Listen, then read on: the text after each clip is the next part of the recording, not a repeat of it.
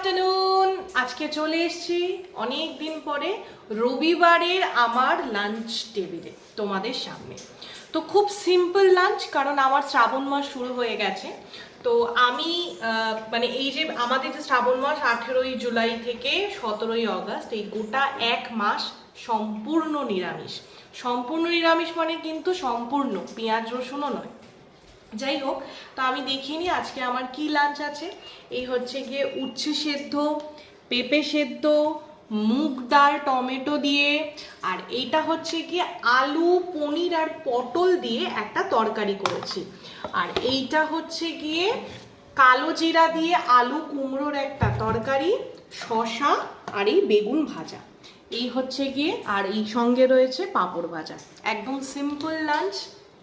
তোমরা নিশ্চয়ই সবাই খেয়ে নিয়েছো, অনেক দেরি হয়ে গেছে আজকে আমার একটুখানি ঘুম থেকে উঠতে। তো যাই হোক, আবারও তোমাদের সামনে আসবো, দেখতে থাকো দা লাইফ ক্যানভাস। টাটা।